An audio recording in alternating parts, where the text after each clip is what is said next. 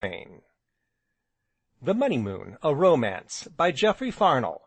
Chapter 20, which relates a most extraordinary conversation.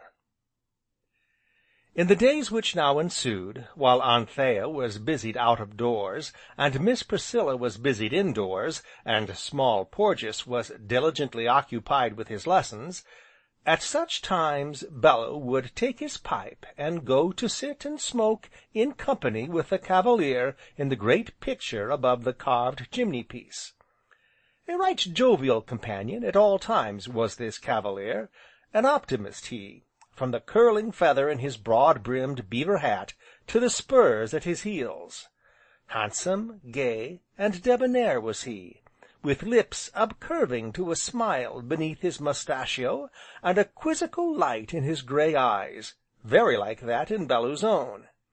Moreover, he wore the knowing, waggish air of one well versed in all the ways of the world, and mankind in general, and, what is infinitely more, of the sex feminine in particular. Experienced was he, beyond all doubt, in their pretty tricks and foibles, since he had ever been a diligent student of feminine capriciousness, when the Merry Monarch ruled the land. Hence it became customary for Bellew to sit with him, and smoke, and take counsel of this preux chevalier upon the unfortunate turn of affairs, whereof ensued many remarkable conversations, of which the following was one. Bellew: No, sir, emphatically I do not agree with you. To be sure, you may have had more experience than I in such affairs, but then it was such a very long time ago. The Cavalier, interrupting, or seeming to.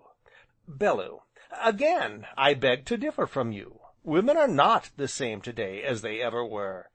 Judging by what I have read of the ladies of your day, and King Charles's court at Whitehall, I should say not. At least, if they are, they act differently, and consequently must be, wooed differently.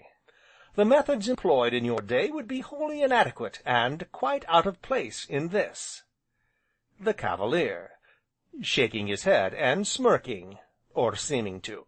Bellew: Well, I'm willing to bet you anything you like that if you were to step down out of your frame, change your velvets and laces for trousers and coat, leave off your great peruke, and wear a derby hat instead of that picturesque floppy affair, and try your fortune with some 20th century damsel, your high-sounding gallantries and flattering phrases would fall singularly flat, and you would be promptly turned down, sir. The Cavalier, tossing his love-locks, or seeming to. Bellew: The strong hand, you say? Hum! History tells us that William the Conqueror wooed his lady with a club, or a battle-axe, or something of the sort, and she consequently liked him the better for it, which was all very natural and proper, of course, in her case, seeing that hers was the day of battle-axes and things. But then, as I said before, sir, the times are sadly changed. Women may still admire strength of body, and even, occasionally, of mind, but the theory of dog, woman, and walnut tree is quite obsolete. The Cavalier, frowning and shaking his head, or seeming to. Bellew: Ha! You don't believe me? Well, that is because you are obsolete too, yes, sir, as obsolete as your hat, or your boots, or your long rapier. Now, for instance, suppose I were to ask your advice in my own case. You know precisely how the matter stands at present, between Miss Anthea and myself. You also know Miss Anthea personally, since you have seen her much and often, and have watched her grow from childhood into, glorious womanhood. I repeat, sir, glorious womanhood. Thus, you ought to know and understand her far better than I, for I do confess she is a constant source of bewilderment to me. Now, since you do know her so well, what course should you adopt, were you in my place? The Cavalier, smirking more knowingly than ever, or seeming to.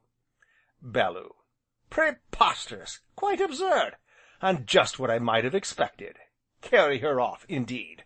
No, no, we are not living in your bad, old, glorious days, when a maid's 'no' was generally taken to mean 'yes,' or when a lover might swing his reluctant mistress up to his saddle bow, and ride off with her, leaving the world far behind. To day it is all changed, sadly changed. Your age was a wild age, a violent age, but in some respects, perhaps, a rather glorious age. Your advice is singularly characteristic, and of course quite impossible, alas! Carry her off, indeed." Hereupon, Bellew sighed, and, turning away, lighted his pipe, which had gone out, and buried himself in the newspaper. Chapter 20